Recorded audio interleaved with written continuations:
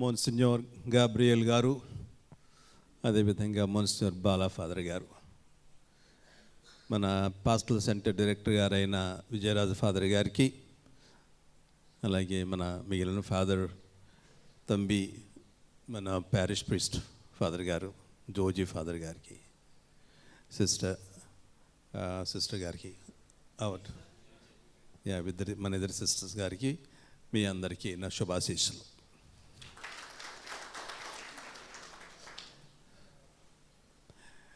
ఈ సంవత్సరం క్రిస్మస్ గురించి ఆలోచించినప్పుడు నా మనసులో మొదటిగా ఒక బాధ ఉంది. ఆ బాధ ఏమిటంటే, పాలస్తీనా దేశంలో, ఇజ్రాయెల్ దేశంలో ఈ సంవత్సరం వాళ్ళు క్రిస్మస్ చేసుకోవడం లేదు. కారణం ఏంటంటే, ఎంతోమంది చిన్నపిల్లలు, వందల చిన్నపిల్లలు మొన్న ఆ యుద్ధంలో చనిపోయారు. అందుకని ఆ ప్రభుత్వాలు, అక్కడ ఉన్న మన కథోలిక పీఠాధిపతులు పండుగ చేసుకోవటం లేదు క్రిస్మస్ సందర్భంగా. క్రిస్మస్ రక్షకుడు పుట్టిన ఒక పెద్ద వేడుక అయితే, ఆ రక్షకుడు చిన్న బిడ్డడుగా వచ్చిన సందర్భంలో అటువంటి చిన్న బిడ్డలు ఎంతమందో బలైపోయారు. ఈ రోజుల్లో ఎంతోమందికి కడుపు కోత ఉంది. తల్లిదండ్రులు చాలా బాధల్లో ఉన్నారు. కాబట్టి వాళ్ళ శోకాన్ని పంచుకుంటూ మనం ఈ సంవత్సరం ఈ పండుగ చేసుకోవడం లేదు అని చెప్పారు అన్నమాట. కాబట్టి ఈ సంవత్సరం ఈ పండుగ సందర్భంలో మనం కూడా ఇతరుల బాధలను పంచుకోవడానికి సిద్ధంగా ఉండాలి. మనం ఆధ్యాత్మికత అంటే మొదటిగా మనం చేయవలసింది ఏంటంటే, మన పరిస్థితులలో ఎటువంటి కష్టాలున్నా ఆ కష్టాలను కానీ, లేకుంటే సుఖాలను కానీ, మొత్తం వాటిని దేవుని సన్నిధిలో తీసుకురావాలి. తీసుకొచ్చి, ప్రభు వీటన్నిటికీ పరిష్కారం నువ్వే, రక్షకుడు నువ్వే అని ఆయనకు సమర్పిస్తూ ఉండాలి. అది మన ఆధ్యాత్మికతలో భాగం. కేవలం కొన్ని ప్రార్థనలు ఒలివేయటం కాదు ఆధ్యాత్మికత అంటే. ఈ పరిస్థితుల్లో దేవుడికి మనం చేయవలసింది ఏంటి, మనకు ప్రభు ఏమి చేయగలడు, కాబట్టి మనం నమ్మకంతో ఆయనకి వీటిని సమర్పించాలనే భావంతో మనం చేస్తూ ఉండాలి. మన పరిస్థితులు, మన కష్టాలు, సుఖాలు, మనకు వచ్చే ఎదుర్కొనే చాలా ఇంకా ఎన్నో సమస్యలు, ఛాలెంజెస్ ఎన్నో ఉంటూ ఉంటాయి. అందుకని ఈ రోజుల్లో మనం ఎదుర్కొంటున్న సమస్యల్ని మనం ప్రభువుకు వచ్చే క్రీస్తు ప్రభువుకు సమర్పించాలి. సమర్పించి వాటన్నిటికీ పరిష్కారం ఎవరు, ఆయనే అని అందరూ నమ్మేటట్టు చేయాలి. మనం నమ్మాలి. ముఖ్యంగా మీరు చాలా ముఖ్యమైన పని ఉంది మీకు, చాలా సున్నితమైన పని. ఉపదేశం చేసేవాడు, ప్రభుని మాటలను, అలాగే ప్రభుని ఆయన సందేశాన్ని అందించేవాళ్ళు మీరు, మాతో పాటు మీరు, మీతో పాటు మేము. కాబట్టి వీటిని మనం ప్రజల బాధల్ని ప్రజలకు, ప్రభునికి విన్నవించుకోవాలి. నిన్నటి వరకు యేసుపురంలో మేము చాలా పనిచేస్తూ ఉన్నాం. అలా చాలా కుటుంబాలు అక్కడ మన వరదలకి, మన తుఫానికి చాలా కష్టాలు పాలయ్యారు. వాళ్ళందరికీ రిలీఫ్ వర్క్ చేస్తూ మేమందరూ నిమగ్నమైపోయాము. అక్కడ చాలామందికి కేవలం సహాయమే కాదు, వాళ్ళకు కూడా కొంచెం ఊరట కలిగించడానికి ముగ్గురు నలుగురు ఫాదర్లు, వాళ్ళతో పాటు యూత్ బృందం వాళ్ళు ఇంకా కొంతమంది వాలంటీర్లు వచ్చి పని చేస్తూ ఉన్నారు. కాబట్టి కొందరు మన ఈ తుఫాను బాధితుల్లో మనకు ఎక్కువ నష్టాలు జరగలేదు, కానీ జరిగిన నష్టాలు చాలా చాలా పెద్ద శోచనీయం. అందుకని వాళ్ళకు కూడా ఈ మధ్యనే మేము రిలీఫ్ కార్యక్రమాలు చేపట్టి ఇంకా రిలీఫ్ కార్యక్రమాల్లో ముందుకు నడుస్తున్నాం. కాబట్టి మనం ఇప్పుడు పండుగ చేసేటప్పుడు వీళ్లను కూడా మనం గుర్తు చేసుకోవాలి. అందరితో కలిసి కేవలం పాటలు పాడటం కాదు, మనం చేసుకోవటం కాదు, మన పరిస్థితి ఎలా ఉన్నది అని గమనించి వాటిని ప్రభు దగ్గరకు తీసుకువెళ్తూ ఉండాలి. ఒక ముఖ్యమైన ప్రశ్న మన అందరకు, వాళ్ళు మరియా జోజేపులు అక్కడ బెత్లెహేము వచ్చినప్పుడు వారికి చోటు లభింపకుండెను అని మనం చదువుతున్నాం. ప్రసవించాలి, మొదటి కాన్పు, చిన్నపిల్ల, 18 సంవత్సరాలు 20 సంవత్సరాలు మరియమ్మకు 20 సంవత్సరాల ప్రాయంలో తన తొలిచూలు బిడ్డకు ప్రసవం చేయాలంటే వాళ్ళకి చోటు లేదు. ఎక్కడికి వెళుతుంది? ఊరు కాని ఊరు, ఎక్కడ చోటు లేదంటే ఒక పశువుల పొలాక్కోకి వెళ్ళి అక్కడ ప్రసవించింది. కానీ ఇప్పుడు మన ప్రశ్న అందరికీ, ప్రభు వచ్చే సమయంలో ఈరోజు మనం వేడుక చేసుకుంటున్నామంటే ఆ ప్రభునికి మన మనస్సుల్లో చోటిస్తున్నామా లేదా అనేది మనం ఈరోజు ప్రశ్నించుకోవాలి. మన మనస్సుల్లో, మన గృహాల్లో, మన కుటుంబాల్లో ఎటువంటి చోటు ఉంది ప్రభువుకి? ఏదో ఆనవాయితీగా పండుగ చేసుకుంటున్నాం, కానీ ప్రభు వస్తే అన్ని విషయాలు చక్కబడాలి. జక్కేయుస్ ఆయన ఇంటికి వెళ్ళినప్పుడు ఏం చేశాడు? నీ ఇంటికి వస్తున్నాను, మీ దగ్గర భోంచేయాలి, జక్కేయుస్ కిందకి రా అంటే ఏం చెప్పాడు? ప్రభు, నా ఇంట్లో నీకు చోటు కల్పిస్తున్నాను, నేను ఎవరన్నా మోసం చేస్తుంటే వాడికి 2 అంతలు ఇస్తాను, ఎవరన్నా ఇంకేదైనా తప్పు చేస్తుంటే నన్ను క్షమించండి. ఇక ఏదైనా సరే మొత్తం సరిదిద్దుకోవడానికి తను వెంటనే సన్నాహాలు చేసేసాడు బాగా.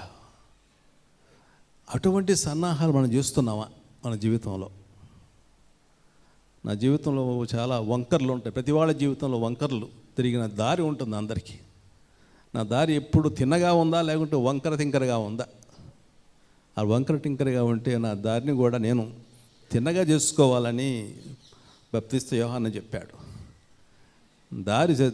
దారి సరిచేయండి అన్నాడు. వంకర తింకలు దారి వద్దు, ఆ దారిలో ప్రభు ప్రయాణం చేయలేడు, తిన్నగా ఉండాలి ఆ దారి అని చెప్పాడు. కాబట్టి మనం మన ప్రయత్నాలు కానీ మనం సన్నాహాలు కానీ ఇవన్నీ ఆధ్యాత్మిక సన్నాహాలు అన్నిటికంటే ముఖ్యం.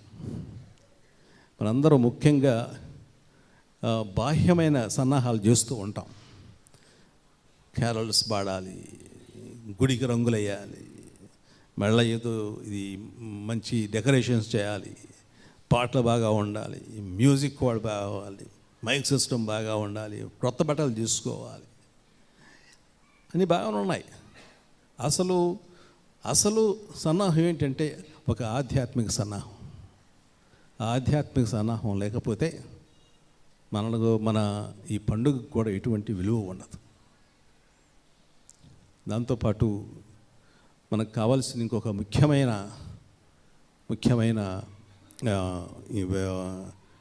విషయం ఏమిటంటే మన మనస్సుల్లో కూడా ఇటువంటి ఫీలింగ్ ఏమంటాం తెలుగులో? ఫీలింగ్ ఏమంటాం? ఒక స్పందన. మన మనస్సులో ఈ గట్టి స్పందన కావాలి. ముఖ్యంగా ఎవరైతే ఆపదలో ఉన్నారో, ఎవరైతే అవసరాల్లో ఉన్నారో వాళ్ళని మనసులో పెట్టుకొని మనం ఈ పండుగలు చేసుకోవాలి. కాబట్టి ఈరోజు మీరందరూ చాలా సంతోషంగా వచ్చారు. మీ సంతోషంలో పాలు పంచుకోవడానికి నేను కూడా వచ్చాను. కానీ అందరం కలిసి ప్రభునికి ఒక మంచి చోటు మన హృదయంలో, మన ఆత్మలో తయారు చేసుకోవాలని మిమ్మల్ని అందరినీ కోరుతూ ఉన్నాను. ఎందుకంటే మనందరికీ ఒక ప్రత్యేకమైన రెస్పాన్సిబిలిటీ ఉంది, బాధ్యత ఉంది. బాధ్యత కలిగిన లీడర్స్ మనందరం, నాయకులం. గ్రామాల్లో మీరు లేకపోతే లీడర్స్ లేరు, మీరే మన సంఘానికి లీడర్స్.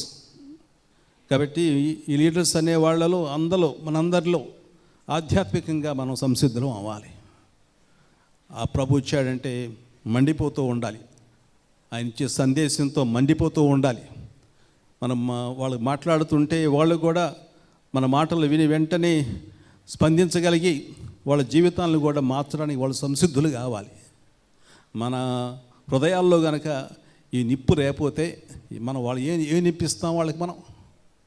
కాబట్టి ఈ ఆధ్యాత్మికంగా సిద్ధమైతేనే మన మాటల్లో కూడా నిప్పు అనేది ఉంటుంది, రగిలే నిప్పు ఉంటుంది, రగిలే మాటలు ఉంటాయి. ఎందుకంటే వచ్చే ఆయన ప్రేమ స్వరూపుడు.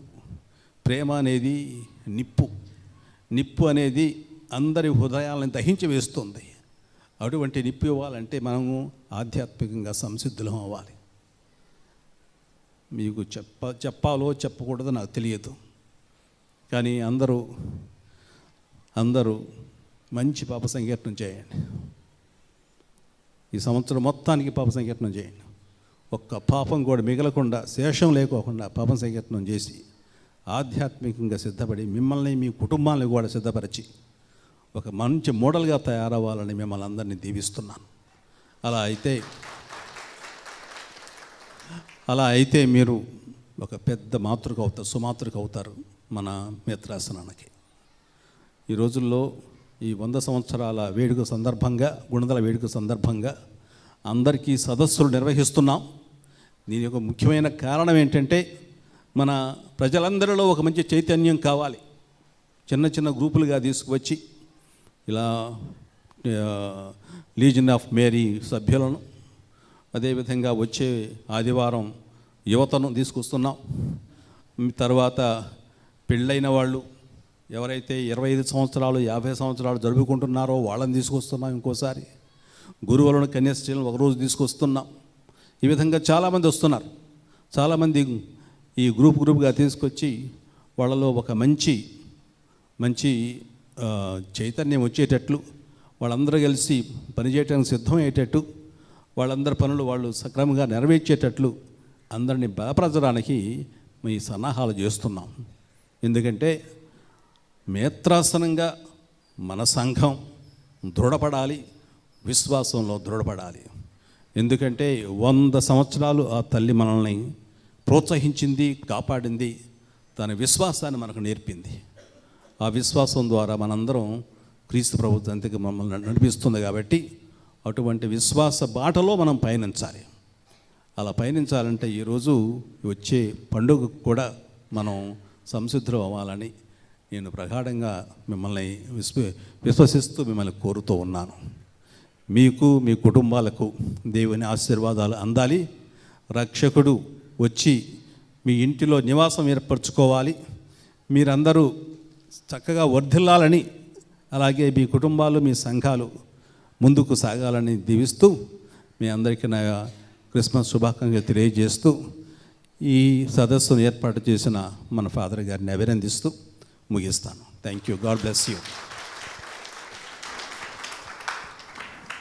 Merry Christmas.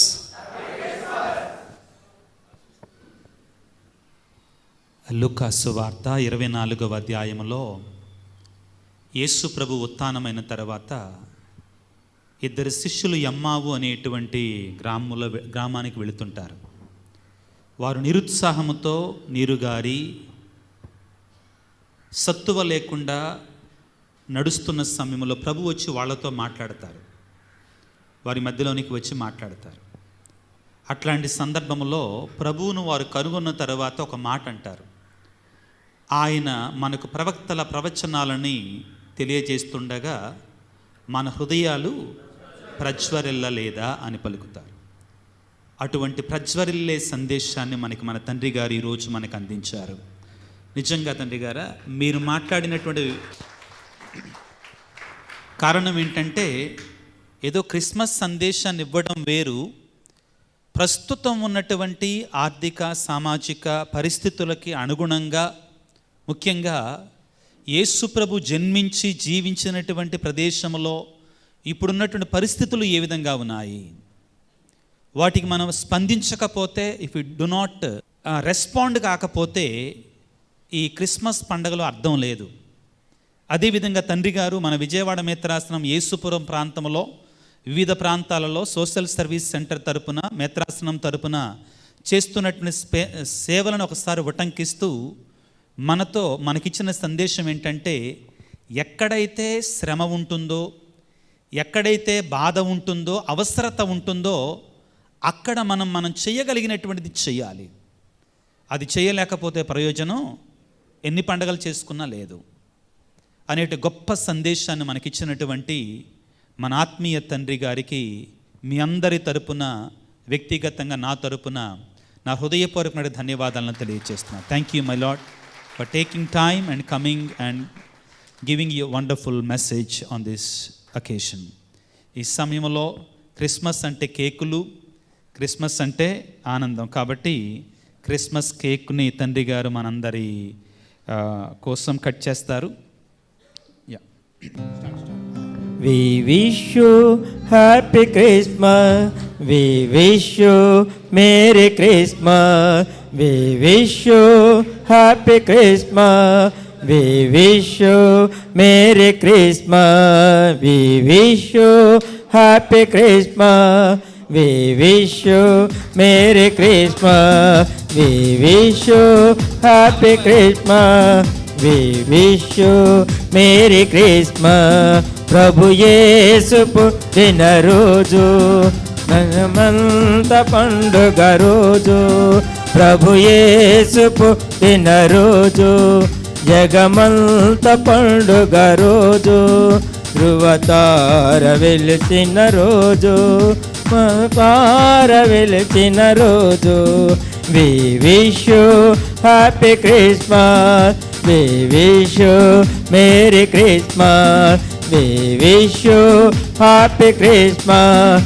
We wish you Merry Christmas. We wish you happy Christmas. We wish you Merry Christmas. We wish you happy Christmas. We wish you Merry Christmas. We wish you happy Christmas. We wish you Merry Christmas. We wish you happy Christmas.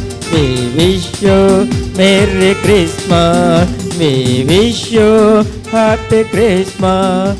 We wish you Merry ప్రభు మీతో సర్వశక్తి గల సర్వేశ్వరుడు పిత పుత్ర పవిత్రాత్మ మిమ్మల్ని దీవించి కాచి కాపాడుతున్నారు. ఈ ఆశీర్వాదం మీకు మీ